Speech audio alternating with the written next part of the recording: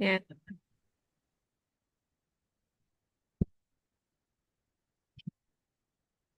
Sebelumnya terima kasih atas kesempatannya. Uhayikum bitahiyatul Islam, tahiyatan min indillahi wa barakatan thayyibah. Assalamualaikum warahmatullahi wabarakatuh.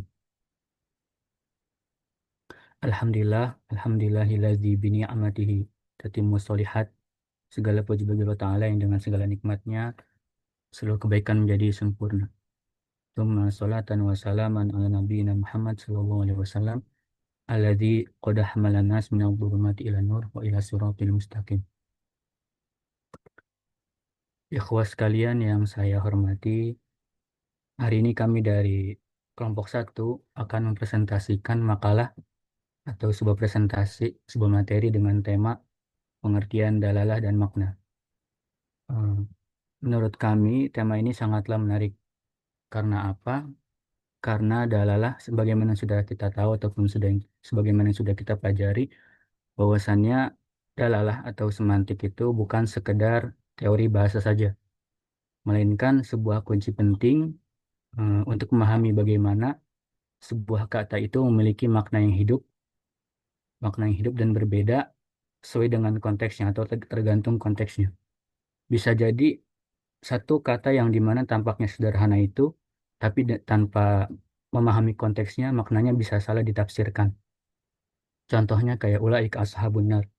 Orang yang sudah memahami konteks, maka dia sudah tahu bahwa arti anar di situ adalah neraka. Dan orang yang tidak memahami konteks, maka dia bisa jadi salah menafsirkan, mengartikan kata anar di dalam kalimat itu api, padahal arti sebenarnya adalah neraka. Nah, inilah mengapa ilmu dalalah menjadi fondasi yang penting, baik dalam studi bahasa maupun dalam memahami teks-teks keislaman, dan juga dalam memahami Al-Quran dan hadis. Nah, jadi saya berharap kepada teman-teman semuanya bisa mengikuti presentasi ini dan bisa menyimak dengan antusias dan semangat, karena materi ini bukan hanya bermanfaat untuk akademik kita, tapi juga bisa diaplikasikan, membantu kita mengaplikasikannya untuk komunikasi sehari-hari agar tidak salah paham.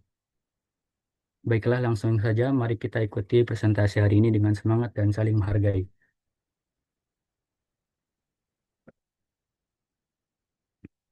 Boleh next slide. Baik, sebelum masuk materi, izinkan kami memperkenalkan diri kami, yakni anggota-anggota kelompok satu. Yang pertama itu ada Ali Umar Sidik, yang kedua ada Dava Indra Kadafi, yang ketiga ada Sarah Salsabila Nasution, yang keempat Muhammad Ramadan Sidik, dan yang terakhir Zain Hilmi Muhammad Rafli. Baik, langsung saja saya persilahkan kepada pemateri pertama untuk menyampaikan presentasi.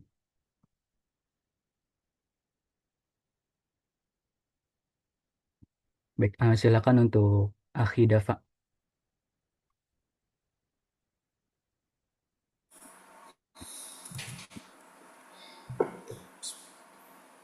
Baik, syukuran akhir Rastik atas kesempatannya.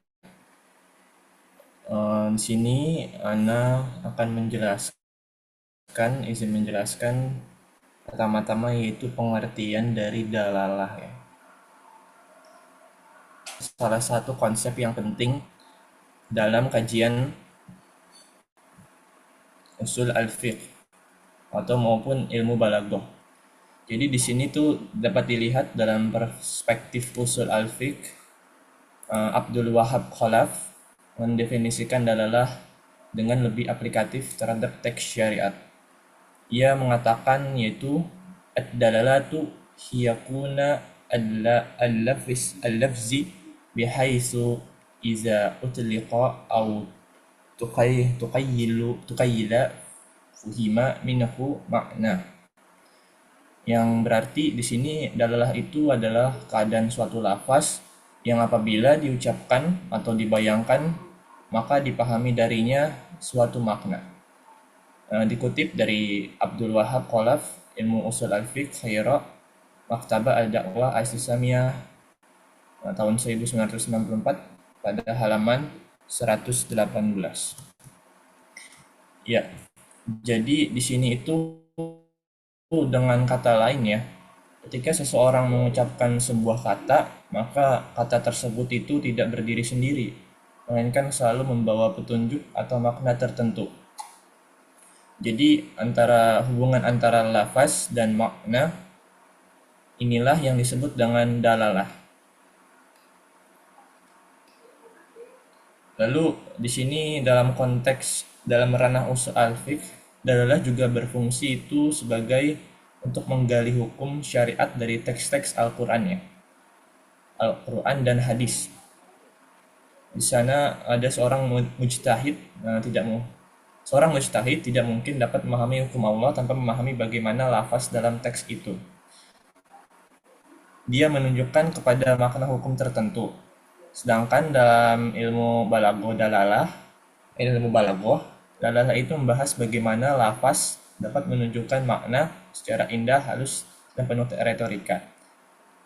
Jadi maka dari itu dalam disiplin ilmu bahasa Arab, dalalah dipelajari itu secara sistematis agar dapat dipahami bagaimana kata dapat menunjukkan makna dengan tepat. Seperti itu. Boleh di next slide.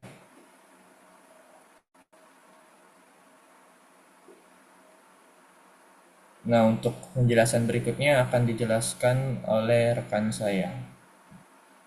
Padanya dipersilakan.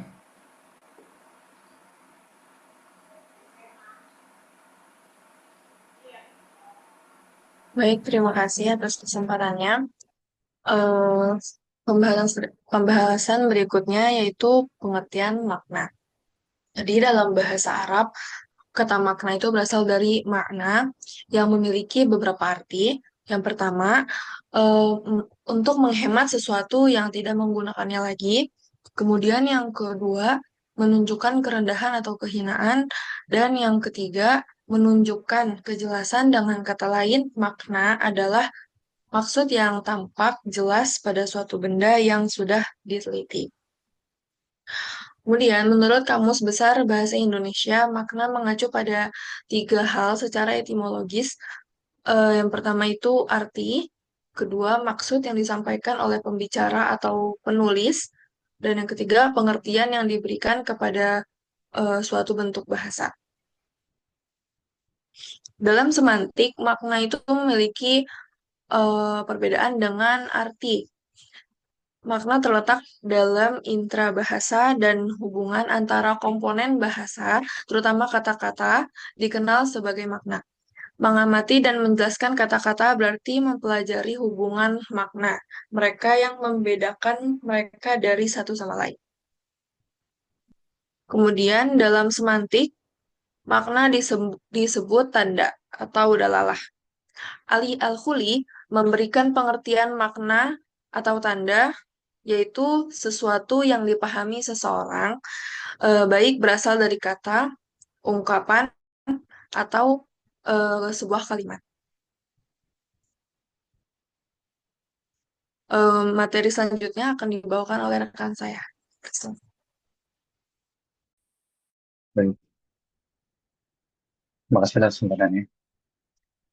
Masuk ke pembahasan hubungan antara simbol dan makna. Nah, sebelum masuk ke pembahasan hubungan antara simbol dengan makna, kita bahas dulu apa itu simbol.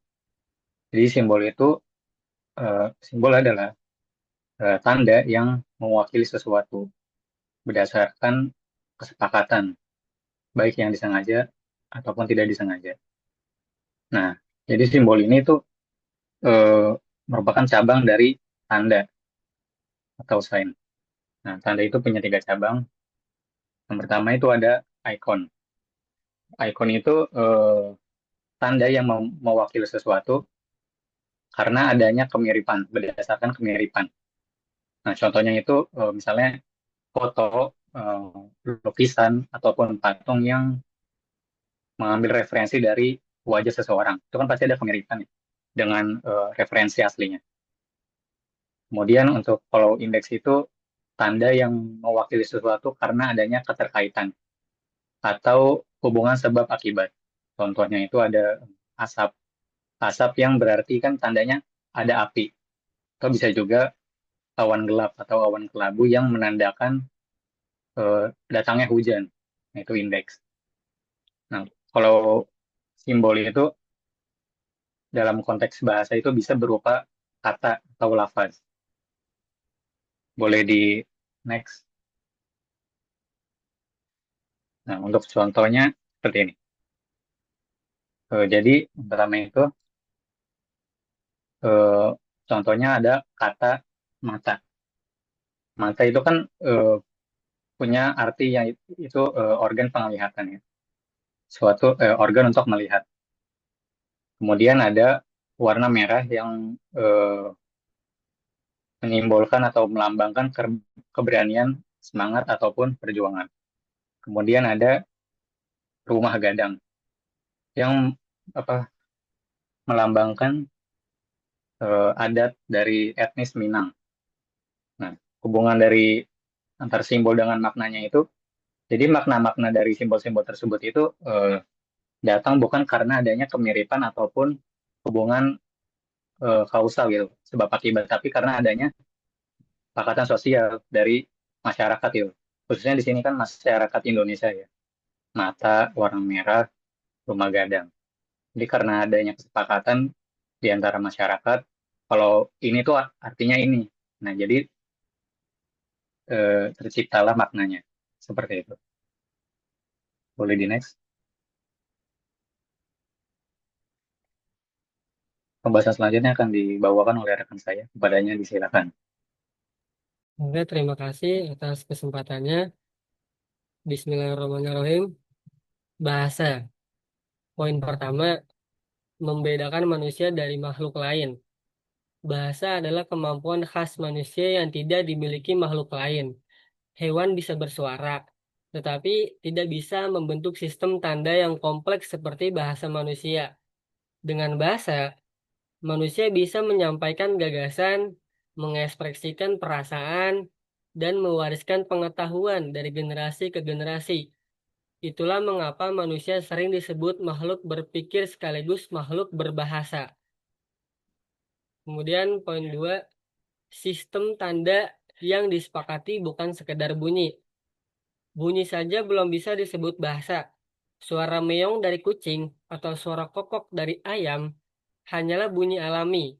Bahasa baru terbentuk jika bunyi tertentu disepakati oleh masyarakat untuk mewakili sebuah arti.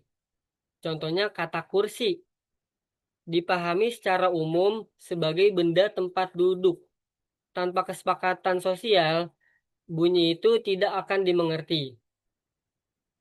Poin 3, fungsi. Menyampaikan pesan, perasaan, interaksi sosial. Bahasa berfungsi sebagai alat komunikasi utama. Dengan bahasa, kita bisa menyampaikan informasi, mengungkapkan perasaan senang, sedih, atau marah, sekaligus membangun interaksi sosial. Melalui bahasa pula, manusia dapat bekerja sama, membentuk kebudayaan, dan membangun peradaban. Poin 4, definisi menurut ahli. Menurut Ibnu Jini dan Ferdinand de Saussure. Menurut Ibnu Jini, bahasa adalah bunyi ujaran yang diucapkan untuk menyampaikan tujuan.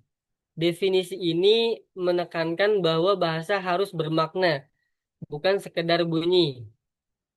Kalau menurut Ferdinand de Saussure, membedakan bahasa menjadi dua, language dan parole. Language adalah sistem bahasa yang hidup dalam pikiran manusia, sedangkan parole adalah penggunaan bahasa nyata dalam percakapan.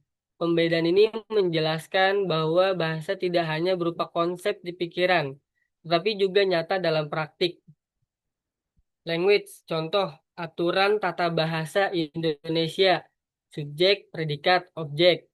Misalnya, kita tahu secara umum bahwa kalimat "saya makan nasi" adalah bentuk yang benar menurut aturan. Semua orang Indonesia berbagi pengetahuan ini tanpa perlu mengucapkan setiap saat.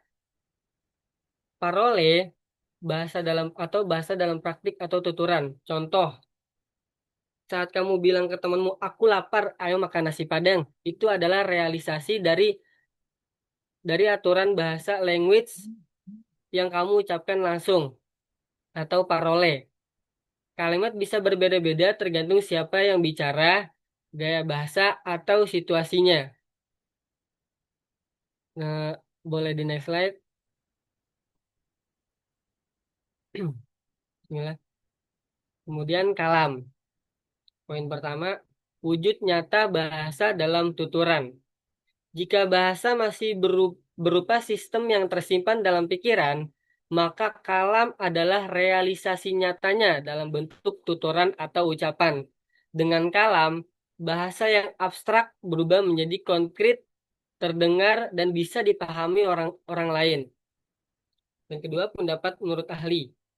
Menurut Ibnu Jini, kalam perkataan bermakna. Menurut Ibnu Jini, kalam adalah setiap perkataan yang berdiri sendiri dan bisa dipetik maknanya. Artinya, kalam tidak boleh kosong, harus memberikan pemahaman tertentu kepada pendengar. Tanpa makna, perkataan tidak bisa disebut kalam. Menurut Ibnu Malik, kalam yaitu lafaz mufid. Ibnu Malik memperkuat pandangan ini dengan menyebut kalam sebagai lafaz mufid, yaitu ucapan yang memberi faedah atau pemahaman yang jelas. Jadi syarat utama kalam adalah adanya manfaat berupa pesan yang bisa dipahami oleh orang lain. Kemudian poin ketiga, unsur kalam, pengertian, perasaan, nada, dan tujuan. Kalam tidak hanya berupa kata-kata, tetapi juga mengandung unsur lain. Pertama, pengertian, isi atau maksud dari ucapan, perasaan, emosi penutur, apakah ia marah, senang, atau sedih. Nada, intonasi, inoto, intonasi suara yang memperkuat makna. Tujuan, arah komunikasi. Apakah sekedar memberi informasi, meminta, atau meyakinkan. Poin 4, makna bergantung pada konteks. Kalam tidak bisa dipahami hanya dari struktur kata, tetapi juga harus dilihat konteksnya. Misalnya kalimat saya kedinginan bisa bermakna berbeda dalam satu situasi hanya sekedar informasi. Saya kedinginan itu bisa jadi hanya sekedar informasi. Dalam situasi lain bisa berarti permintaan agar jendela ditutup. Jadi mungkin ada dua orang yang satu chemistry, dia udah saling paham dan saling mengerti sama lain, tinggal ngomong, aduh kedinginan nih. Nah, maka orang sebelahnya itu atau temannya itu mengerti apa yang harus dilakukan ketika temannya lagi kedinginan gitu. Jadi tergantung konteks. Poin 5, sesur. Menurut sesur, bahasa, sistem sosial, kalam, tuturan individual. Ferdinand de Saussure juga menekankan perbedaan antara bahasa dan kalam. Bahasa adalah sistem sosial yang dimiliki bersama oleh masyarakat, sedangkan kalam adalah tuturan individual yang nyata. Jadi kalam adalah realisasi bahasa dalam kehidupan sehari-hari. Oke, boleh di next slide. Bismillah. Poin pertama, makna. Poin pertama, inti dari bahasa dan kalam. Tanpa makna, jadi kosong. Makna adalah inti dari bahasa dan kalam.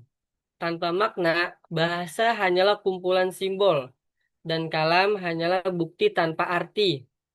Hanyalah bunyi tanpa arti.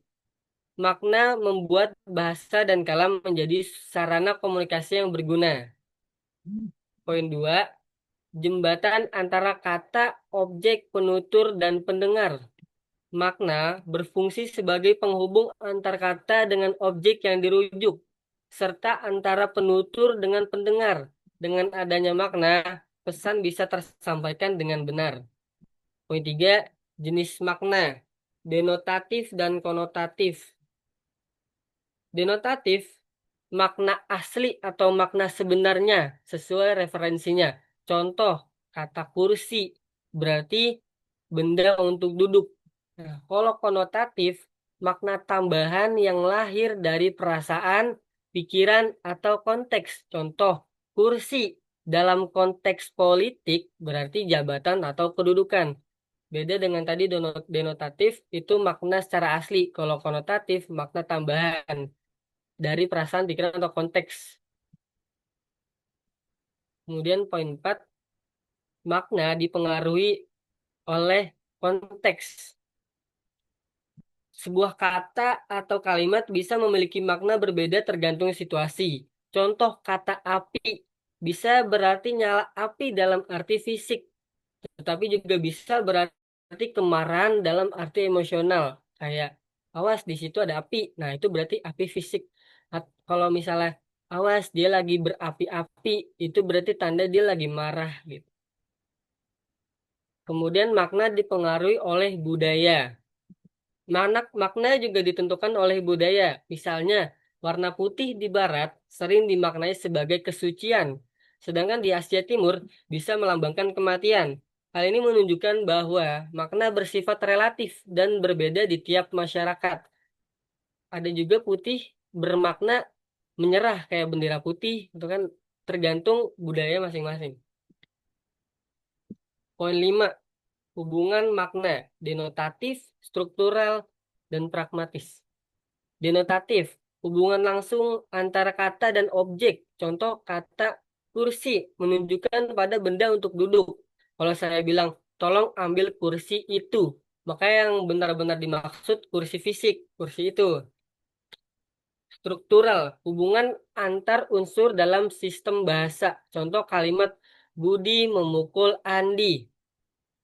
Tidak sama dengan Andi memukul Budi. Kata-katanya sama, tapi susunannya berbeda. Maknanya juga berubah. Tuh. Jadi, Budi memukul Andi, artinya Budi memukul Andi. Andi menjadi korban, Budi menjadi si pelaku gitu. Itu ada struktural, ada susunannya. Terus pragmatis, hubungan dengan konteks pemakaian. Ketiganya menunjukkan bahwa terbentuk melalui proses yang kompleks.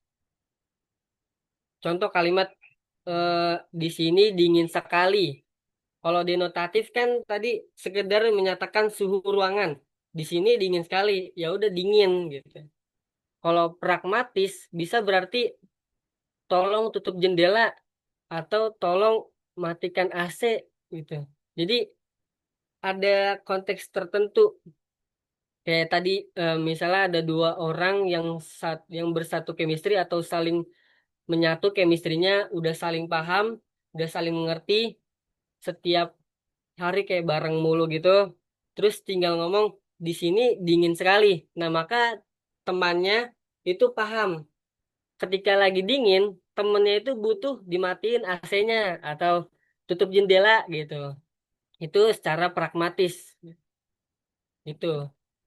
Mungkin cukup sekian dari saya kembalikan kepada moderator. Terima kasih.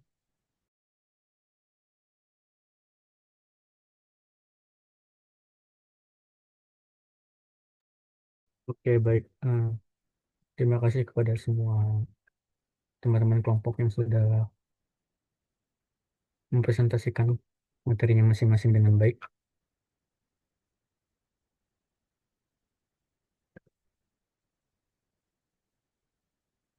Baik, buat kita lanjut ke saya selanjutnya ya. Di sini saya mau membacakan kesimpulan dari apa-apa yang sudah teman-teman saya presentasikan sebelumnya. Maka dari itu dengan demikian kajian Dalalah itu sangatlah penting untuk memahami dinamika bahasa Arab atau bisa juga dibilang ilmu semantik yang dimana ilmu itu sangat penting untuk memahami bahasa kita sendiri, baik dalam penguasaan linguistik maupun dalam penafsiran teks, khususnya dalam menafsirkan Al-Quran.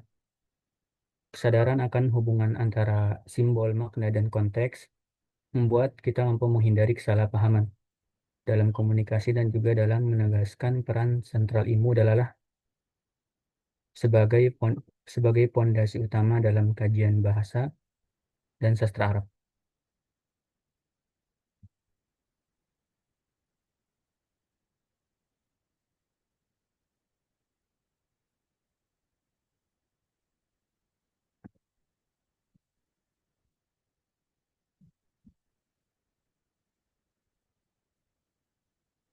Oke, baik.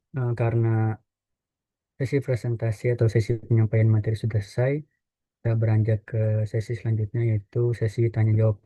Bagi ikhwah semua yang ingin bertanya, boleh silakan untuk mengaktifkan fitur raise hand terlebih dahulu, baru kemudian menyampaikan pertanyaannya.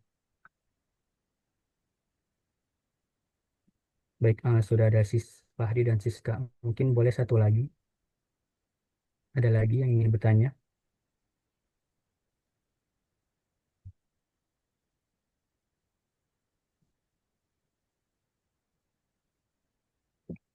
Baik, sembari menunggu yang lain, jika ada baru ada yang dipikirkan untuk ditanyakan, kita langsung saja ke Fahri.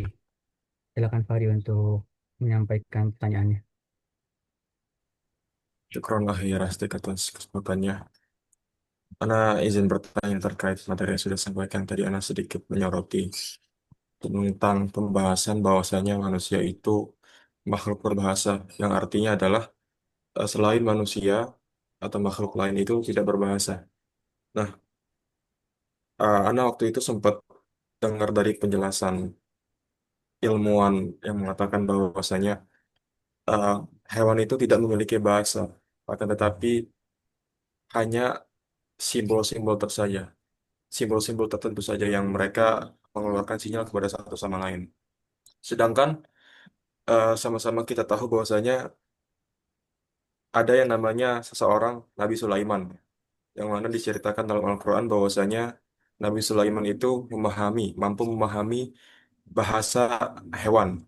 Nah, ini kan di sini terdapat dua pandangan yang sangat bertolak belakang antara ilmuwan yang mengatakan bahwasanya em, bahasa hewan itu tidak memiliki bahasa, akan tetapi hanya sinyal, terbatas sinyal saja gitu antara satu sama lain. Akan tetapi dalam Al-Quran diceritakan bahwasanya Nabi Sulaiman itu mampu berbicara dan memahami bahasa em, hewan gitu ya.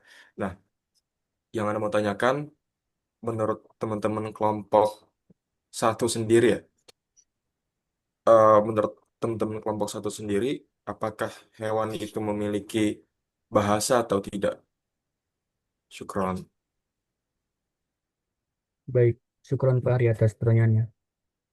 Kita lanjut ke penanya yang kedua itu dari Siska. Silakan Siska.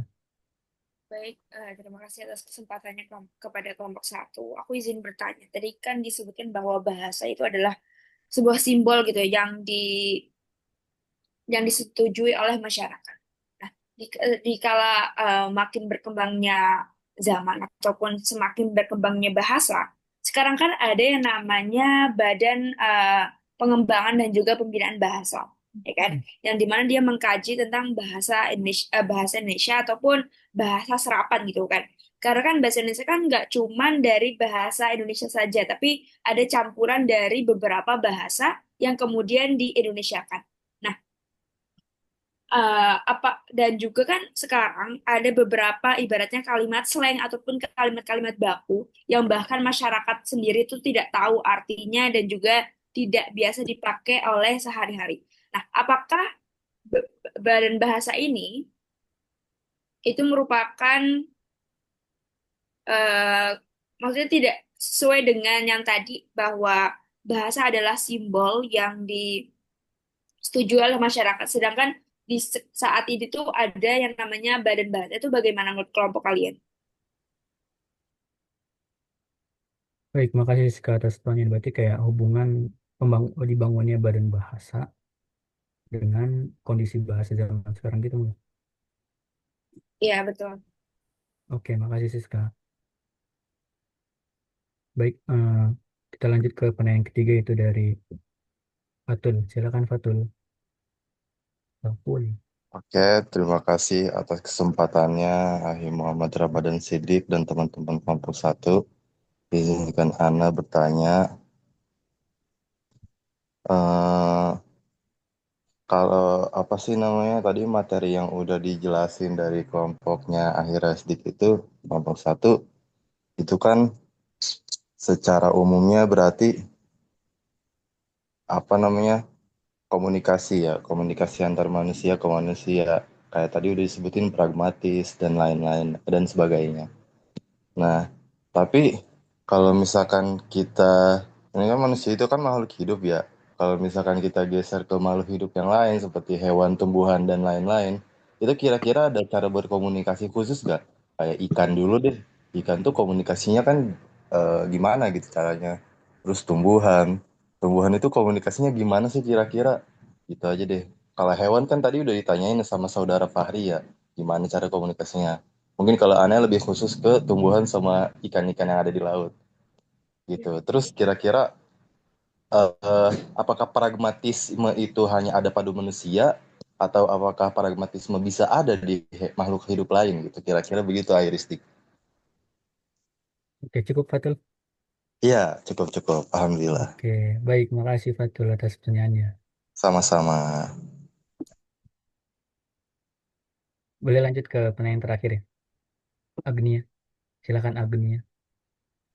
Ya. Ya, syukran untuk moderator dan juga rekan-rekan dari kelompok satu. Sebelumnya terima kasih atas penyampaian materi dari kelompok satu tentang pengertian dari dalalah. Pertanyaan dari Ana adalah terkait tadi materi yang menyoroti materi yang tadi terkait hubungan keterikatan antara simbol dan juga makna dalalah itu pasti atau pertanyaannya adalah apakah hubungan antara simbol dan makna dalalah itu pasti atau bisa bersifat ganda dan membingungkan dalam konteks tertentu gitu. Jadi apakah satu kata itu bisa punya banyak makna dan bagaimana itu bisa dipahami gitu. Terus pertanyaan yang kedua adalah kalau misalkan makna dari suatu simbol itu bergantung pada kesepakatan sosial, apakah makna itu bisa berubah seiring waktu atau beda tempatnya gitu. Dan kalaupun simbol seperti kata atau lafaz itu hanya bisa dipahami lewat kesepakatan sosial, bagaimana dengan makna yang sifatnya itu pribadi atau emosional gitu. Apakah bisa dipahami pertanyaannya? Oke, oke. Berarti ada dua kan pertanyaan tadi. Yang pertama, itu terkait jika ada suatu kata yang dia tuh atau suatu bahasa dia tuh maknanya banyak. Nah, itu kita bagaimana tuh cara memahami kata tersebut sesuai konteksnya gitu ya. Iya, jadi pertanyaannya apakah hubungan antara tadi kan menyoroti ini ya pembahasannya simbol dan juga makna Ya, dalalah. Nah, apakah hubungan antara simbol dan juga makna dalalah itu pasti atau bisa bersifat ganda dan membingungkan dalam konteks tertentu? oh, Jadi oke. apakah satu kata itu bisa punya banyak makna dan bagaimana itu bisa dipahami? Begitu. Oke, sip. Juga yang kedua terkait simbol. Jika simbolnya memang sudah disepakati masyarakat, dia bisa berubah nggak sesuai dengan keadaan. Dan juga kalau misalkan simbolnya sifat emosional, bagaimana gitu ya? Iya, betul. Oke, Syukron Agunia atas pertanyaannya. Baik, sebelumnya terima kasih buat teman-teman semua yang sudah bertanya dan juga sudah mau mengajukan pertanyaan. Dan mohon izin Ustazah dan juga ikhwas semuanya, mungkin bisa beri kami waktu sekitar 4 sampai 5 menit untuk mendiskusikan dan juga mencari jawaban untuk menjawab pertanyaan teman-teman yang sudah diajukan.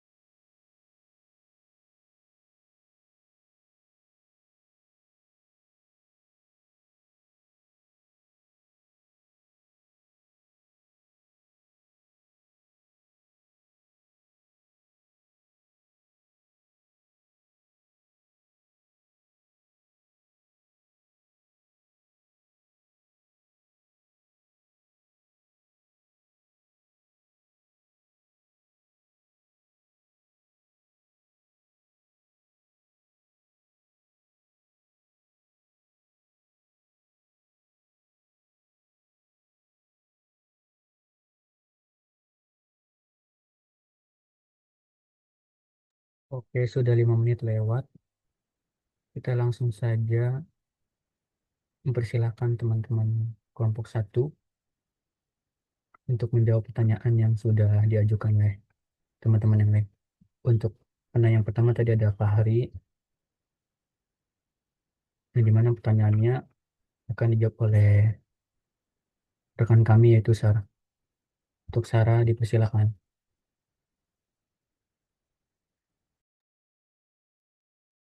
Ya, izin menjawab pertanyaan dari Akhi Fahri.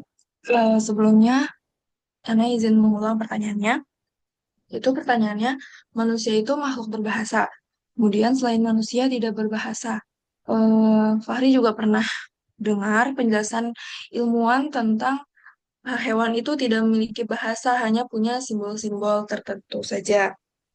Namun kemudian bagaimana eh, Nabi Sulaiman yang apa? Nabi Sulaiman yang memahami bahasa hewan. Jadi sebenarnya hewan itu memiliki bahasa atau tidak gitu ya. Jadi gini, secara ilmiah itu memang hewan-hewan itu tidak memiliki bahasa layaknya manusia gitu. Jadi mereka hanya punya sistem komunikasi seperti suara, terus gerakan atau simbol-simbol tertentu. Dan itu semua tidak bisa di apa namanya tidak bisa disebut sebagai bahasa. Adapun mengenai Nabi Sulaiman itu mukjizat yang diberikan oleh Allah dan ada dalilnya pada surat An-Naml ayat 16. A'udzubillahi minasyaitonirrajim. Wa waritha Sulaiman Dawud wa qala ya ayyuhan nasu 'allimna mantiqat thair wa utina min kulli syai'. Inna hadza lahuwal fadlul mubin.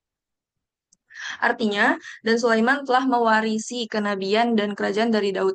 Dan dia berkata, wahai manusia, kami telah diajarkan bahasa burung, dan kami diberi segala sesuatu. Sesungguhnya semua ini benar-benar suatu karunia yang nyata. Surat An-Naml ayat 16.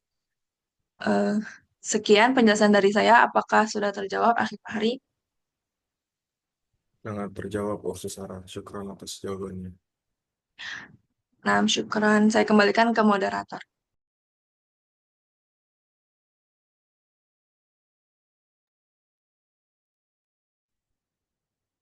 Oke, baik. Terima kasih Sarah atas jawabannya sudah.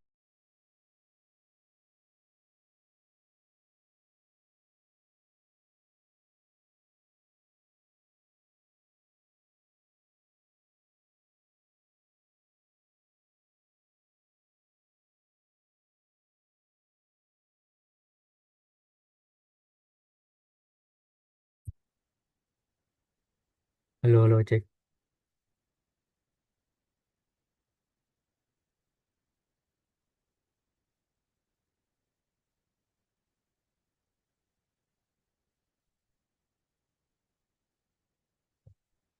Baik, sebelumnya mohon maaf ikhwah tadi sempat ngelag meski lapis ya bakal mungkin. Kita lanjut ke tadi pertanyaan kedua ya, masalah dari siapa tadi? Fatul. Baik, pertanyaan kedua tadi dari Fatul yang pertanyaannya akan dijawab oleh rekan kami yaitu Ali. Pada Ali disilakan. Oke, terima kasih Resdik atas kesempatannya. Izin menjawab, Fatul Malik, Akhi Fatul Malik. Tadi kan pertanyaannya tentang eh, ente nanya kalau misalnya hewan, kalau tentang hewan, kalau Fahri kan tentang hewan, kalau ente tentang tumbuhan. Nah, uniknya ternyata tumbuhan bisa ngobrol. Tumbuhan ternyata juga bisa berkomunikasi melalui sinyal kimia.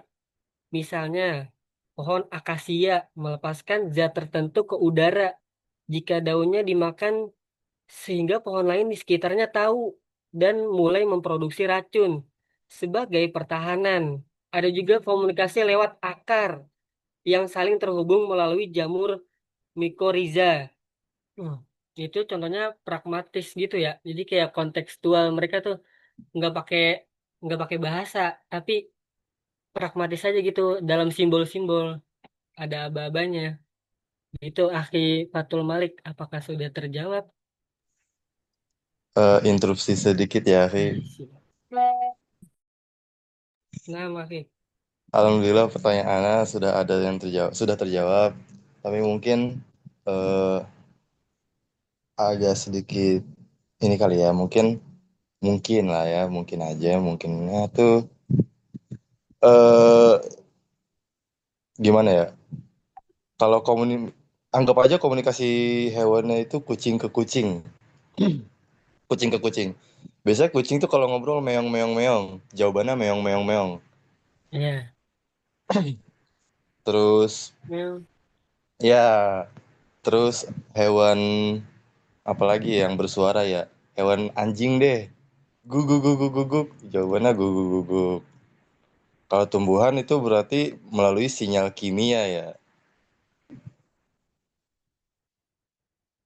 Ya kira-kira ya udah deh. Alhamdulillah. Makasih ya Ari Ali Umar sudah menjawab pertanyaan. Puan Afi Fatul Malik atas pertanyaannya. Saya kembalikan kepada moderator. Terima kasih.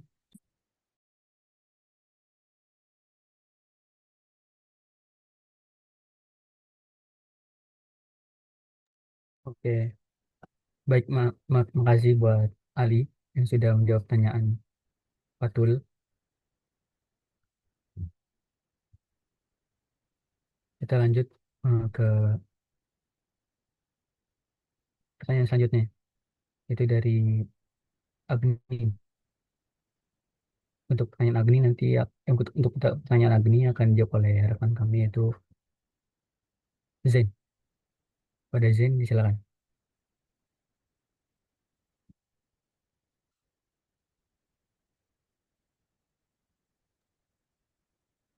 Baik, izin menjawab pertanyaan dari Agnia.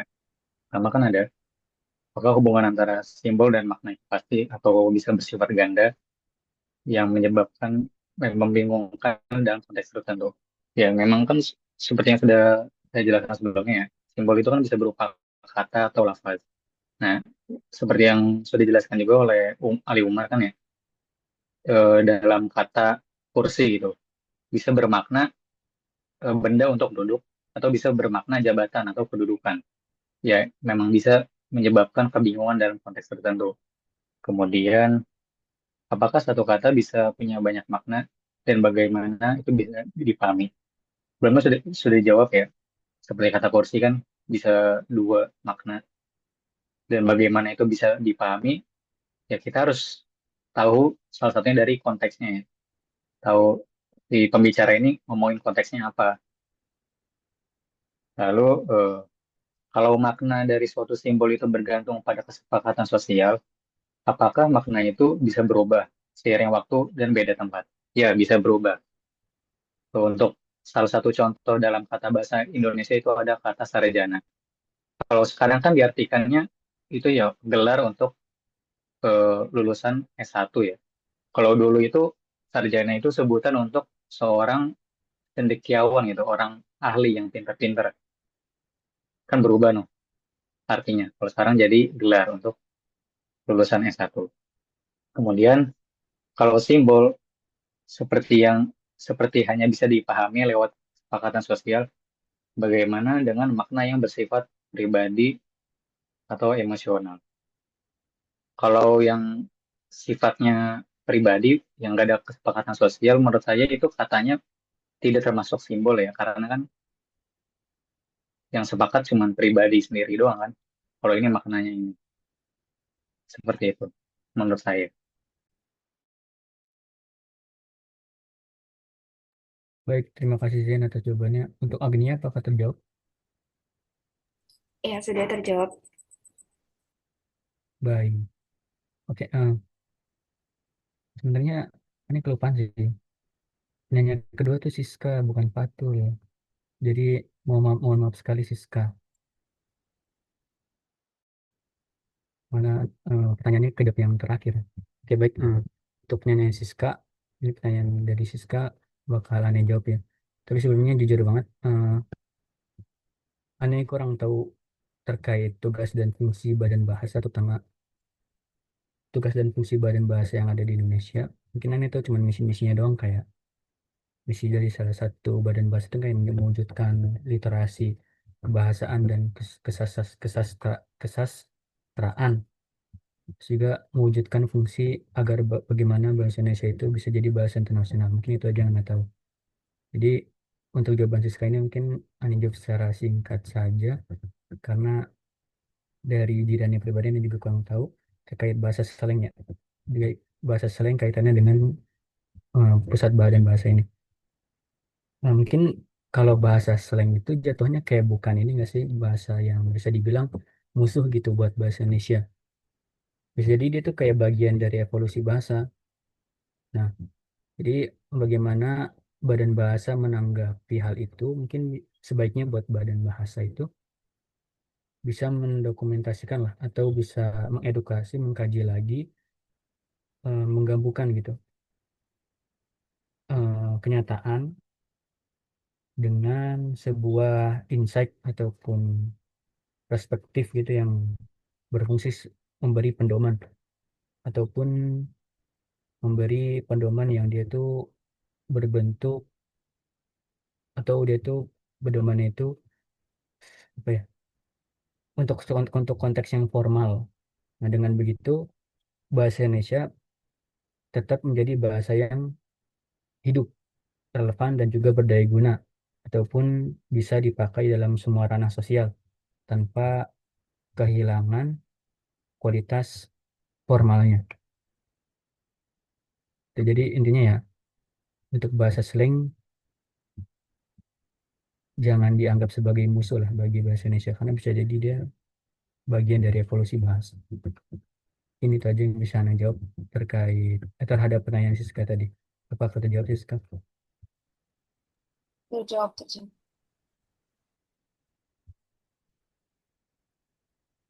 Baik. Terima kasih kembali buat semua teman-teman, buat ikhwas semua yang sudah bertanya dan juga berpartisipasi aktif menyimak, mendengar presentasi kami yang sudah kami sampaikan sebelumnya. Kita beranjak ke sesi terakhir ya. Setelah sesi tanya jawab itu sesi penutup.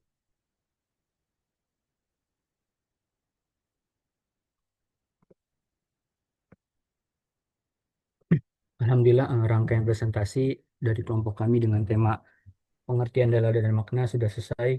Kita ikuti bersama dengan semangat. Tadi sudah dijelaskan bahwa mulai dari pengertian dalalah, jenis, jenis makna, sampai pentingnya konteks dalam memahami bahasa. Semoga apa yang kami sampaikan, apa yang kami berikan bisa menambah wawasan kita semua, khususnya dalam kajian bahasa Arab. Saya ucapkan terima kasih kepada teman-teman semua yang sudah bertanya, berpartisipasi secara aktif, menyimak dengan baik, dan juga semoga diskusi hari ini menjadi amal ilmu yang bermanfaat dan semakin menumbuhkan semangat kita dalam mendalami studi bahasa. Nah, sebagai akhir kata mungkin eh, Ani kasih kesimpulan lagi. Jadi bahasa itu hanyalah simbol, maknanya lah yang memberi kehidupan. Tanpa makna, bahasa hanyalah suara. Dengan makna, bahasa bisa menjadi petunjuk atau cahaya.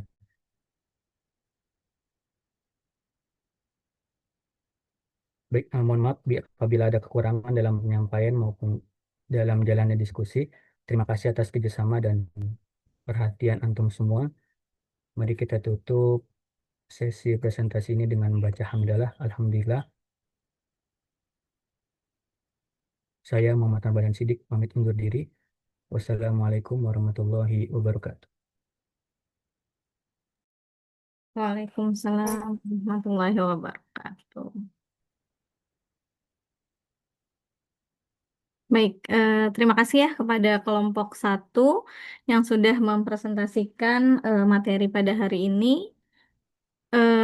Ustazah sangat mengapresiasi ya, sangat luar biasa nih penyampaiannya. Dimulai dari kelompok 1 itu sudah cukup sangat baik ya. Tadi materinya dipaparkan dan juga penjelasannya. Walaupun tadi mungkin ada beberapa nanti yang Ustazah sedikit tambahkan ya, apa namanya penyampaian atau juga tadi penyebutan-penyebutan istilah ya. Kayak tadi siapa tadi bagian yang apa menyebutkan istilah dari desausur. Bukan parole ya, tapi parol ya.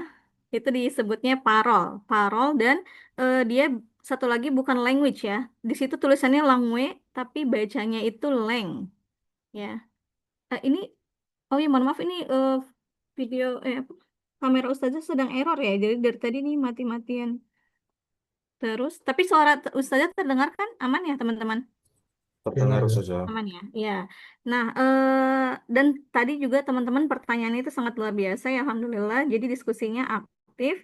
Mungkin sebelum Ustazah menjelaskan atau apa namanya memaparkan materi terkait definisi dalalah dan sebagainya ya, Ustazah ingin mengomentari dulu tadi penyampaian presentasi dari teman-teman kelompok satu dan juga tadi pertanyaan yang ditanyakan oleh teman-teman. Yang pertama tadi mengenai bahasa itu apa dikatakan sebagai simbol ya. Nah, itu kita bisa ambil dari definisinya para tokoh ya atau ilmuwan seperti Krida Laksana, terus kemudian ada Abdul Abdul Khair ya, itu yang apa sebagai tokoh linguis Indonesia ya. Nah, beliau mendefinisikan bahasa itu sebagai sistem lambang bunyi yang arbitrer yang digunakan oleh anggota masyarakat untuk berkomunikasi. Nah, lambang itu bisa disamakan dengan simbol ya kalau menurut para tokoh linguis ini. Nah, tetapi berbeda dengan tanda. Nah, tadi kalau dari pemaparan kelompok satu itu kan tadi ada indeks, ada icon gitu ya. Nah, indeks, icon itu termasuk ke dalam tanda. Yang mana apa tanda ini dia bersifat alamiah gitu ya. Jadi kayak tadi misalnya ada api apa ada asap di situ pasti ada api gitu ya. Nah, sedangkan kalau simbol atau lambang itu tidak bersifat alamiah gitu ya. Itu perbedaannya. Jadi apa namanya lambang atau simbol itu tidak bersifat alamiah sehingga bahasa itu tadi harus adanya kesepakatan. Nah, tadi ini berkaitan sama pertanyaan siapa tadi. Jadi kalau misalnya kita membuat bahasa sendiri, terus kemudian orang lain tidak memahami atau tidak ada kesepakatan gitu, maka itu tidak bisa dikatakan sebagai bahasa ya. Jadi yang dikatakan bahasa itu harus adanya dia memang arbitrer mana suka gitu ya. Jadi tadi definisinya itu yang harus kita ingat itu bahasa adalah sistem lambang bunyi lambang itu sama dengan simbol ya, lambang bunyi yang arbitrer ya, yang digunakan oleh anggota masyarakat untuk berkomunikasi. Nah, arbitrer itu artinya mana suka. Jadi memang bahasa itu bisa kita ciptakan ya. Tadi kayak tentang bahasa slang itu bisa kita ciptakan. Nah, tetapi kalau belum ada kesepakatan, maka itu belum dikatakan bahasa. Jadi harus sudah ada kesepakatannya. Nah, lalu bagaimana Ustazah kalau misalnya kayak kata-kata yang sudah kita kenal ya. Kenapa sih kursi apa alat tempat duduk itu dinamakan kursi gitu kan?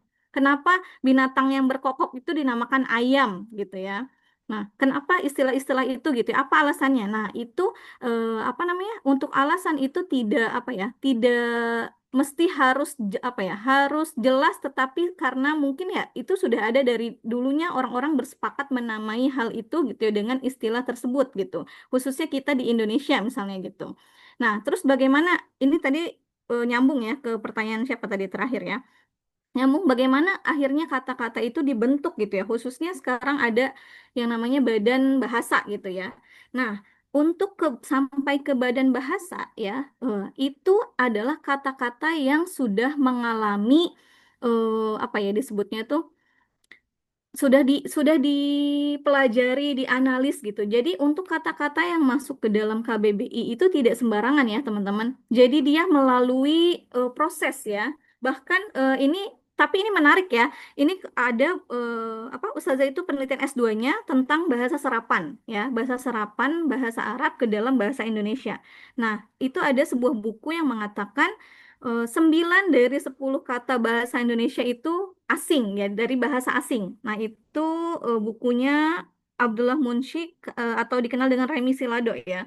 Nah itu beliau sampai menulis buku gitu ya mengatakan bahwasanya 9 dari 10 kata bahasa Indonesia itu berasal dari bahasa asing. Kenapa? Karena saking kita nih bahasa Indonesia sebetulnya bukan bukan miskin bahasa ya, tetapi kita itu apa namanya sebelumnya kan berasal dari negara jajahan gitu ya. Terus kemudian apa namanya? Perkembangan yang misalnya kan kayak awal-awal itu kan kita di apa ada tadi penjajahan terus kemudian penyebaran Islam gitu. Nah, sehingga bahasa-bahasa asing itu sangat mudah gitu ya masuk ke dalam bahasa Indonesia. Nah, tetapi tadi itu tidak semudah itu ada prosesnya gitu. Sehingga tadi untuk kata asing atau kata tadi kata gaul atau segala macam gitu kata-kata baru yang akhirnya bisa dimasukkan ke dalam KBBI itu melalui proses ya. Nanti ada yang namanya leksikologi ya.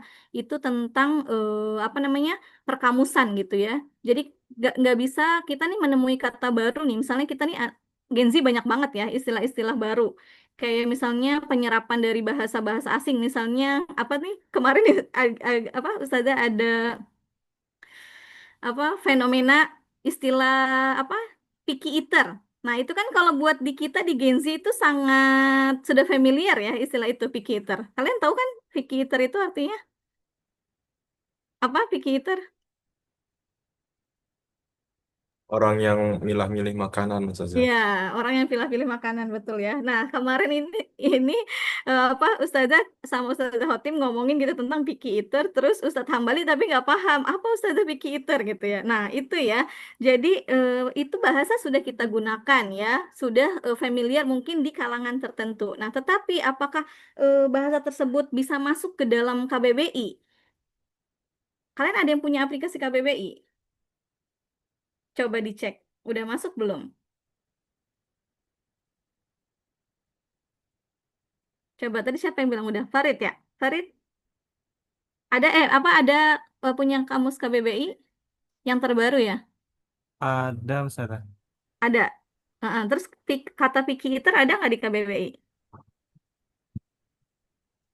Belum ada sih, Belum Ustazah. ada kan? Mm-mm. Ya, karena itu kan tadi yang merupakan berasal dari bahasa Inggris kan.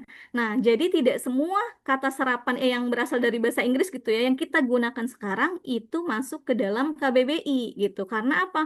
Karena mungkin di kita nih masih ada padanannya. Tadi yang Fahri bilang, orang yang suka pilih-pilih makanan. Nah, itu makanya kata serapan tadi dari bahasa asing ke dalam bahasa Indonesia gitu ataupun kata-kata gaul yang kita gunakan gitu ya itu tidak semuanya masuk ke dalam apa namanya KBBI. Jadi kata-kata yang masuk ke dalam KBBI itu tadi sudah melalui proses apa tadi analisa gitu ya. Terus kemudian biasanya itu ada apa prosentase penggunaan. Jadi itu nanti di badan bahasa ya ada yang bagiannya tadi khusus menganalisis kata-kata baru yang prosentase atau signifikansi penggunaannya itu sudah misalnya sudah sangat meluas. Terus kemudian padanan di Indonesia yang nggak ada gitu. Jadi ada kategori-kategorinya ya sehingga kata tersebut akhirnya bisa masuk ke dalam KBBI.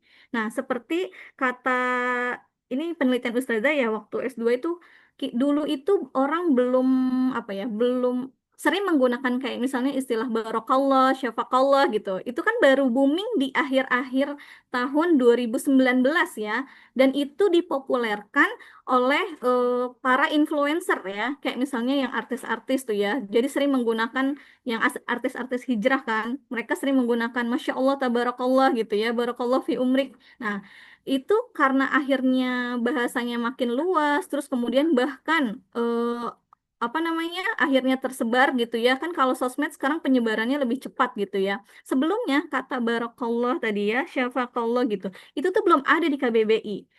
Waktu itu masih KBBI berapa ya waktu 2019 itu KBBI 4 atau 5 Ustazah lupa ya. Sekarang yang terbaru itu tadi Farid yang kamu punya itu KBBI berapa? 5 atau 6? 6, Ustazah. 6 ya, udah 6 sekarang ya. Nah, itu tuh terakhir ya, Ustazah 2019 tuh masih KBBI 5 kalau nggak salah ya.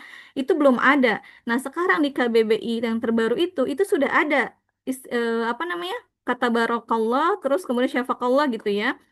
Di sana sudah masuk dan sudah ada penjelasannya gitu. Nah, itu ya. Jadi kata-kata baru yang sering kita gunakan atau yang sudah familiar di lingkungan kita itu tidak semuanya langsung begitu saja bisa masuk ke dalam KBBI. Karena KBBI itu kan dia adalah bahasa yang sudah apa disepakati dan sudah apa dibakukan gitu ya, dibakukan sehingga sudah menjadi bahasa Indonesia yang baik dan benar gitu. Nah, itu yang dipakai oleh orang-orang asing, kan mereka bahasa Indonesia nanti menggunakan KBBI ya, dan menggunakan EYD, ejaan yang disempurnakan gitu, tidak menggunakan bahasa harian seperti kita gitu kan. Jadi itu ya tadi penjelasan tentang mengenai bahasa sebagai simbol gitu ya. Terus kemudian tadi bagaimana bahasa asing atau serapan itu masuk ke dalam KBBI. Nah, terus kemudian tadi yang istilah dari The Saussure ya, itu menjelaskan bahwasanya Saussure itu tokoh linguis dari ini ya, dari Prancis ya.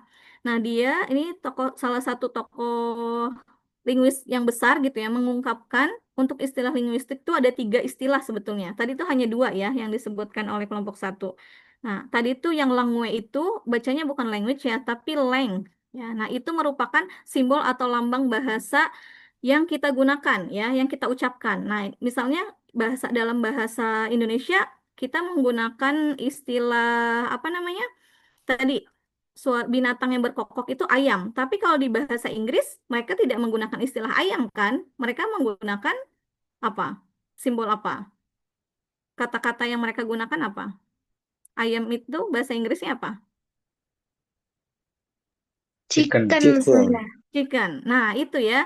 Terus nanti di bahasa Perancis apalagi? Kita di bahasa Arab. Ayam itu berarti pakai Dajjaj. Dajjaj. Dajjal. Nah, itu yang disebut dengan leng ya, menurut The Saussure ya. Jadi simbol atau lambang bahasa tertentu ya yang disesuaikan sama daerahnya ya. Misalnya kita di Indonesia tadi menggunakan istilah untuk ayam yang berkokok, apa ayam yang berkokok, binatang yang berkokok itu dengan istilah ayam, dengan simbol ayam. Jadi simbol yang kita gunakan ini adalah kata atau kalimat gitu ya. Simbol di sini itu menunjukkan kata atau kalimat gitu. Nah, terus kemudian ada satu, kalau parol itu tadi wujud nyatanya. Jadi yang kita ucapkan.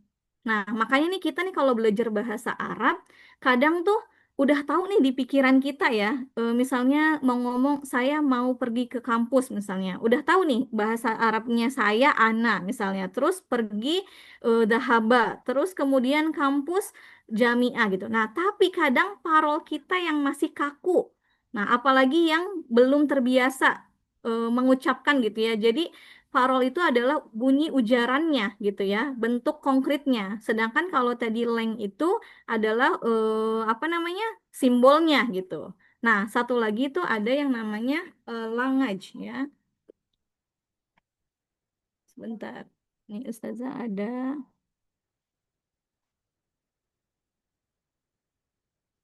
Oh ya, ini nih ya. Yang tadi ya. Nah, jadi ini satu lagi tuh ada language ya. Jadi ada leng, ada parol. Nah ini. Nah satu lagi itu ada langaj. Nah langaj ini yang bahasa dalam bentuk paling abstrak. Jadi kalau tadi leng itu, kalau parol itu bersifat konkret, terus leng itu kan masih bersifat abstrak ya, karena dia nggak ada wujudnya gitu kan. Dia tadi sebagai simbolnya, sebagai lambangnya gitu ya. Atau gampangnya ini suatu bahasa tertentu. Nah kalau langaj ini yang paling abstrak. Jadi misalnya kita mengungkapkan manusia mempunyai bahasa, sedangkan binatang tidak gitu ya. Nah, maka apa kata bahasa di sini ini yang disebut dengan langaj. Nah, ini yang definisi atau istilah yang digunakan oleh Ferdinand de Saussure ya dalam mengungkapkan istilah dalam linguistik gitu ya.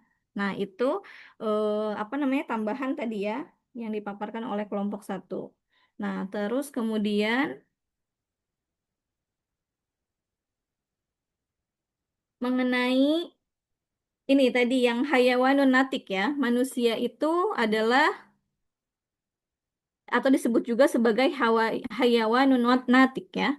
Artinya hewan yang bisa berbicara. Nah, itu tadi apa namanya pertanyaannya siapa Fahri ya? Apakah hewan itu apa tidak apa bisa berbicara gitu? Lalu bagaimana bahasa hewan itu ya kalau dia berbicara nih? Ini sebentar saya tampilkan.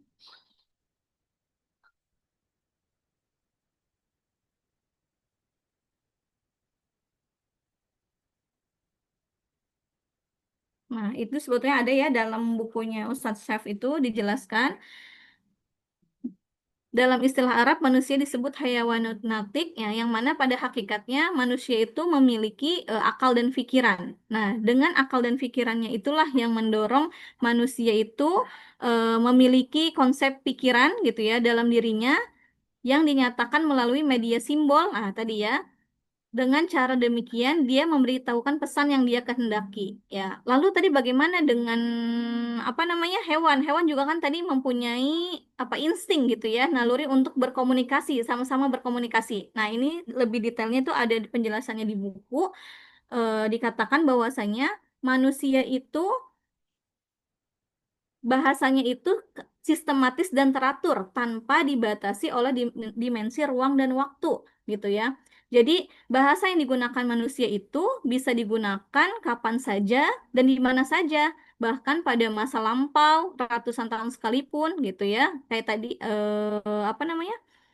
Sehingga masih bisa kita gunakan sampai sekarang kita masih mengerti gitu ya. Kayak misalnya tadi istilah apa perbedaan istilah ya kayak misalnya tadi kata sarjana sekarang kita menggunakannya atau memaknainya dengan istilah apa orang yang lulus di perguruan strata satu. Nah, tapi dulu ternyata kata sarjana mempunyai makna yang berbeda gitu ya. Ini orang pintar atau orang cendekiawan semuanya disebut sarjana. Nah, itu kan sampai sekarang masih eksis, masih tetap digunakan gitu ya. Karena kita tadi mempunyai akal dan pikiran gitu ya, adanya dimensi ruang dan waktu. Terus kemudian seperti bahasa Arab kita nih bahasa Arab itu juga ibaratnya dari dulu kan dari zaman apa Nabi gitu ya, sampai sekarang gitu tetap eksis karena bahasa kita nih bahasa manusia tadi bisa digunakan kapan saja di mana saja gitu ya tanpa dibatasi oleh ruang dan waktu dan tadi terbentuk secara sistematis dan teratur. Nah, berbeda dengan binatang yang mana mereka tidak mempunyai akal dan pikiran, maka mereka apa dikatakan tidak berbahasa karena bahasa mereka dibatasi oleh dimensi ruang dan waktu. Artinya mereka itu baru bisa berbahasa sesama jenis binatang bila objek pembicaranya ada di depan mata. Jadi kayak tadi kucing ya sama kucing gitu kan, nggak bisa kucing sama anjing kan. Nah, apa? Jadi terbatas gitu ya karena tadi terbatas oleh dimensi ruang dan waktu sehingga mereka dan tidak adanya akal dan pikiran itu yang mengatakan mereka itu akhirnya tidak berbahasa gitu ya walaupun tadi ada bahasa kucing bahasa anjing gitu ya binatang tapi bahasanya mereka itu menjadi apa dikatakan berbeda dengan bahasa manusia gitu begitu pula tadi dengan apa namanya bahasa tumbuhan gitu ya mungkin kalau dikaji oleh ilmu kayak biologi tadi ya atau ilmu apa kimia ada istilahnya atau ada ilmunya gitu ya. Nah, tetapi itu tidak menjadi kajian kita gitu ya. Nah, bahasa yang makanya waktu awal kemarin ya minggu kemarin itu saja menyebutkan bahasa yang kita gunakan atau yang kita teliti hanyalah bahasa manusia gitu ya. Karena apa namanya? Yang kita teliti tadi adalah simbol yaitu nanti berbentuk kata dan kalimat. Nah, kalau tanda tadi ya, kalau tanda itu nantinya juga tidak bisa kita teliti ya. Kayak misalnya di sini mana ya? Ada nggak di sini ya Ustaz lupa nih. Sebentar. Oh, nggak ada ya di sini. Nah, sedangkan tanda itu tidak diteliti oleh semantik ya. Jadi yang diteliti oleh semantik itu hanya simbol yang berupa kata atau kalimat ya, yang wujudnya apa namanya bahasa. Tapi kalau simbol-simbol kayak misalnya tadi tentang adanya apa asap itu berarti ada api. Terus kemudian misalnya makna dari ada bendera kuning atau bendera apa namanya merah, itu maknanya apa? Nah, itu ditelitinya oleh ilmu semiotik ya, bukan ilmu semantik. Jadi yang kita bahas atau kita teliti dalam semantik maknanya atau simbol dan maknanya itu adalah simbol yang berbentuk kata atau kalimat gitu ya, bukan apa namanya di luar itu gitu. Kalau di luar itu merupakan apa kajian semiotik ya. Kalau misalnya bentuk tadi, misalnya ada bentuk terus maknanya apa gitu ya. Nah, itu dikaji oleh semiotik, bukan semantik gitu ya. Nah, itu tambahannya. Nah, oke sampai situ bisa dipahami dari diskusi tadi teman-teman?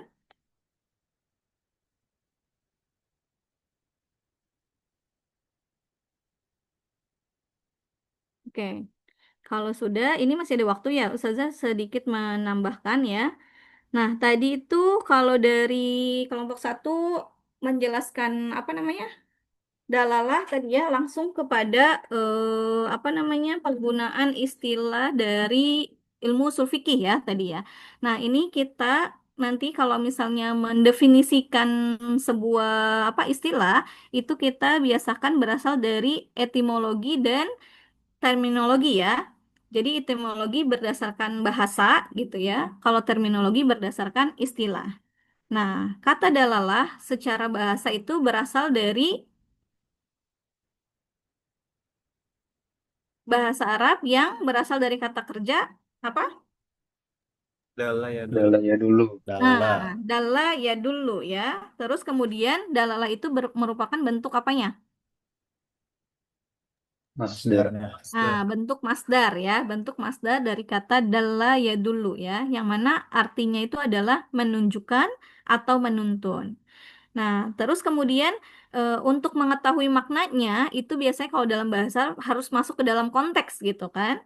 Nah, dalam kalimat. Nah, di sini ada konteks kalimat dallahu ala siratil mustaqim. Nah, yang mana artinya menunjukkan atau menuntunnya ke jalan yang lurus ya. Jadi, dalla di situ bermakna menunjukkan atau menuntun. Nah, terus kemudian ada juga dalam bahasa majaz ya, yang mana artinya ad-dalu alal khair kafa'ilihi. Artinya, orang yang menunjukkan kepada kebaikan seperti orang yang melaksanakan kebaikan tersebut, ya. Jadi, kata dalla sama ya, bermakna menunjukkan. Lalu dalam kamus Lisanul Arab, ya. Nah, ini ya, jadi kita kalau tadi mencari asal kata gitu ya, bisa pakai kamus Lisanul Arab ya sebagai kamus tertua menyebutkan dalla dalam istilah dalal tu bihada torik ya, yang artinya saya mengetahui jalan. Nah, jadi kata dalla tadi bisa bermakna menunjukkan, menuntun gitu ya, atau bahkan mengetahui gitu ya. Ini definisi dalla atau dalalah secara bahasa ya. Jadi maknanya tadi menunjukkan, menuntun, atau mengetahui. Lalu dalalah secara istilah, nah, ini terdapat dalam kamus Mu'jamul Wasit ya, menyebutkan kata dalalah artinya sesuatu yang dikehendaki oleh lafaz pada umumnya.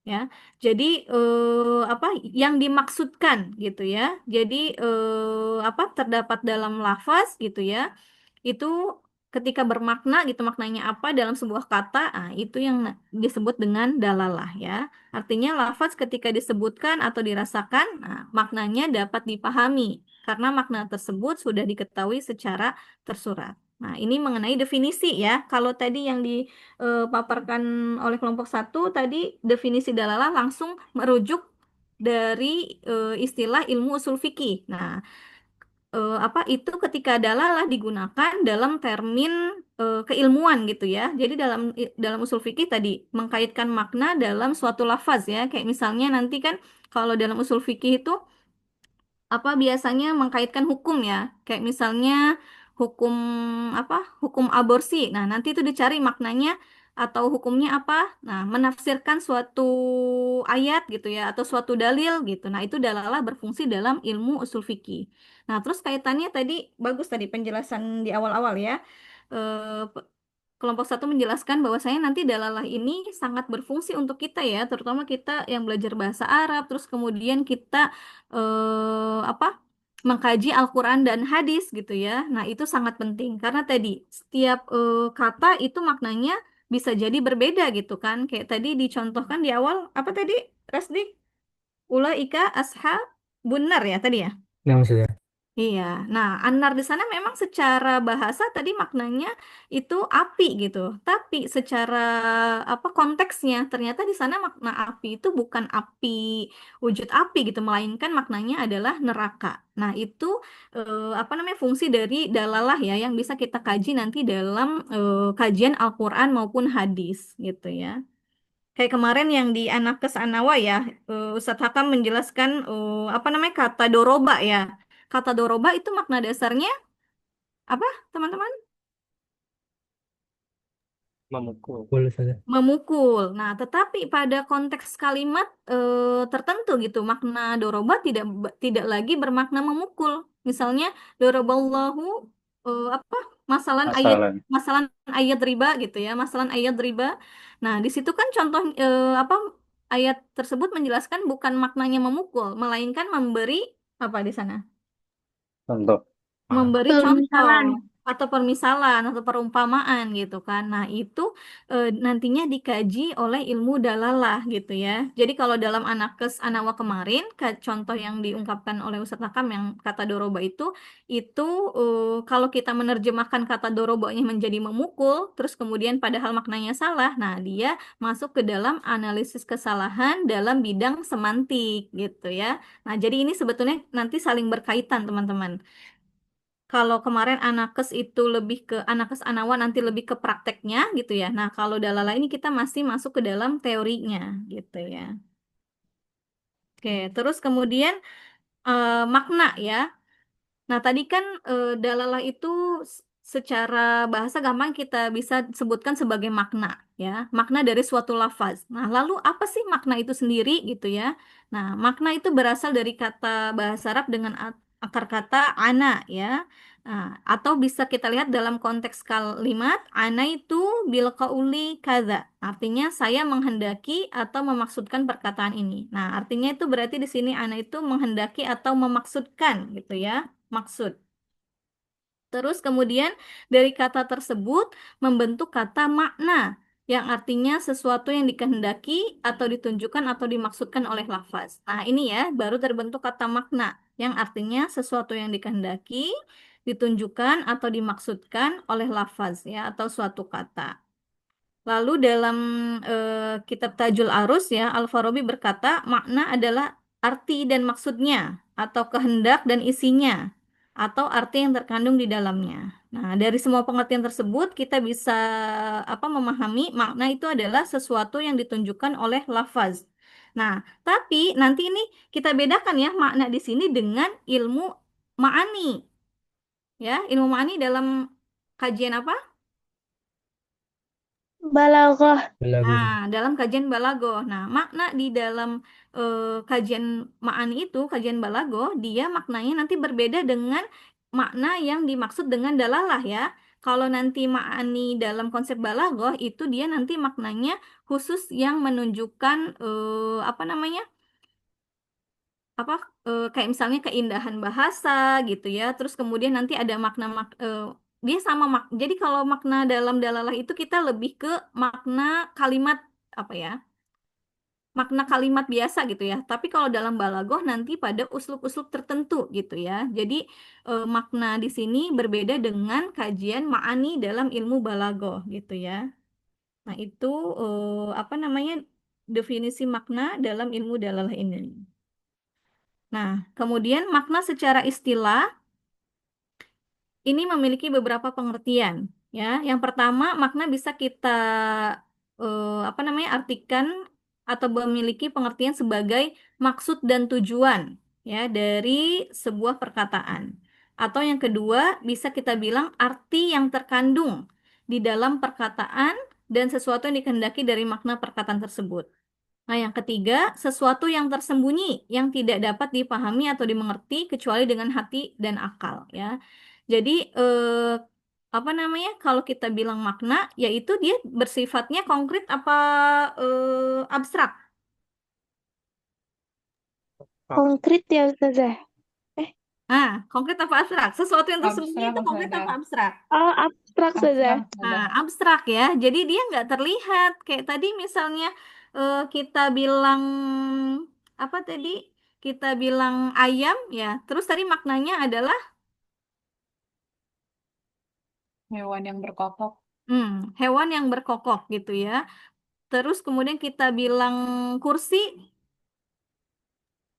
benda yang bisa diduduki. Nah, benda yang bisa diduduki. Nah, tadi hewan yang berkokok, terus benda yang diduduki, apakah itu terlihat ungkapan tersebut gitu ya, terlihat wujudnya?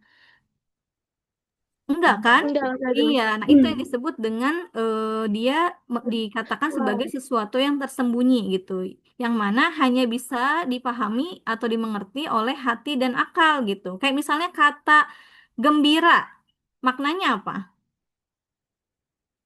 Senang. Perasaan senang. Nah, perasaan senang gitu ya. Jadi tadi mungkin contoh yang tadi itu contohnya konkret Ustazah gitu. Jadi kan ada wujudnya. Nah, tetapi kalau misalnya pada kata gembira, cinta, benci gitu ya. Nah, itu kan tidak ada wujudnya kan. Nah, makna maknanya pun tidak bisa terlihat gitu ya di situ tadi perasaan gembira, perasaan senang gitu ya. Itu yang disebut dengan makna gitu ya. Terus kemudian ada tokoh ya juga yang mengatakan di sini Al-Jubaidi ya menyebutkan makna itu sebagai konsep pikiran yang dituangkan ke dalam lafaz, kemudian membentuk nama-nama istilah yang mengacu pada konsep tersebut. Nah, jadi ini kalau menurut apa namanya definisinya Al-Zubaidi ya mengatakan makna itu ini dilihat dari 5 aspek ya. Nih, kalau berasa ini tuh ini kan ya. Dari 5 aspek ya mana makna. Jadi dia kalau yang pertama itu jika dilihat dari aspek bahwa pikiran yang dimaksudkan oleh lafaz, nah maka itu disebut dengan makna. Terus kemudian kalau aspek itu dilihat dari aspek bahwa pikiran itu berada sampai di akal pikiran, ini disebut sebagai pemahaman. Lalu dari aspek bahwa pikiran itu diucapkan dalam bentuk simbol-simbol untuk menjawab sesuatu. Nah, itu disebut dengan maksud. Nah, lalu dilihat dari aspek bahwa pikiran itu berada di luar, ini disebut hakikat. Nah, dan terakhir dilihat dari aspek bahwa pikiran itu terpisah dari prinsip pemastian. Ini disebut dengan identitas. Nah, kelima hal ini apa namanya konsep makna gitu ya yang menurut Al-Jubaidi. Nah, yang terakhir ini yang menyatakan tadi bahasa itu bersifat arbitrer tetapi harus berdasarkan kesepakatan gitu ya.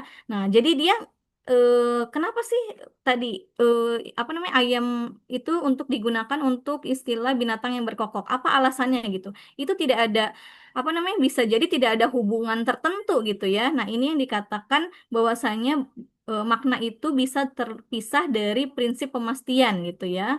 Nah, pikiran itu terpisah dari prinsip pemastian. Ini disebut dengan identitas ya. Jadi untuk mencapai konsep makna gitu ya, Al-Jubaini ini mengungkapkan 5 istilah ini ya. Jadi ada makna, pemahaman, terus maksud, hakikat gitu ya, dan juga identitas gitu ya. Tuh, terus kemudian, nah ini tadi tentang hubungan simbol dan maknanya ya, atau apa namanya ada ungkapan yang menyebut manusia itu sebagai hayawanun natik. Terus kemudian, nah tadi ini mengenai bahasa, makna dan kalam ya. Nah ini tadi nih, menurut salah satu apa namanya tokoh linguis ya, ini Keraf menyatakan bahasa adalah alat komunikasi antar anggota masyarakat, nah, yang berupa lambang bunyi suara yang dihasilkan oleh alat ucap manusia. Nah, ini ya tadi kita bisa mengatakan simbol atau lambang bunyi ya. Bahasa sebagai simbol atau lambang bunyi yang dihasilkan oleh alat ucap manusia. Nah, itu ya. Jadi yang kita teliti adalah bahasa manusia, bukan bahasa hewan, apa namanya ataupun tumbuhan atau makhluk hidup yang lainnya, gitu ya.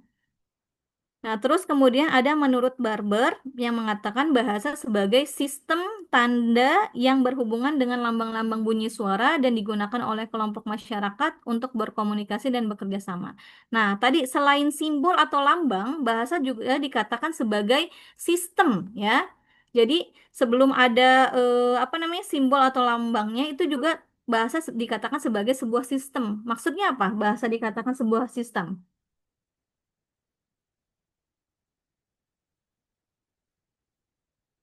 Struktural bukan Ustazah. Gimana, Umar? Terstruktur. Struktural karena Iya, iya contoh. terstruktur. Maksudnya gimana? Subjek, predikat, objek. Nah, itu udah tersistem, udah terstruktur seperti itu. Mm-mm. Ya, itu kalau dalam konteks kalimat ya. Jadi kalau dalam konteks kalimat sudah ada tadi aturannya, tadi kayak susunan subjek, predikat gitu. Nah, tetapi kalau dalam pembentukan suatu kata, bagaimana sistem yang mengaturnya? Karena terdiri dari Kesepakatan kelompok masyarakat nggak sih Ustazah? Nah, ya betul ya. Kalau sudah apa tentang pembentukan kata itu tadi ada kesepakatannya ya. Jadi tadi kenapa hewan yang berkokok dinamakan ayam bukan Maya gitu ya. Susunannya tuh kan A Y A M bukan M A Y A atau misalnya A A Y M gitu ya tulisannya sistemnya. Nah, itu tadi didasarkan pada kesepakatan gitu. Nah, kalau sudah berbicara sampai ke kalimat, tadi sudah ada kaidah yang membentuk gitu ya. Sehingga kayak misalnya jumlah fi'liyah, maka susunannya harus gimana kalau jumlah fi'liyah berarti? Fil, fa'il. Fi'il dan fa'il. Terus kemudian kalau susunannya jumlah ismiyah, maka sistemnya harus Mubtada khobar. mubtada dan khobar. Nah, itu yang disebut dengan sistem ya.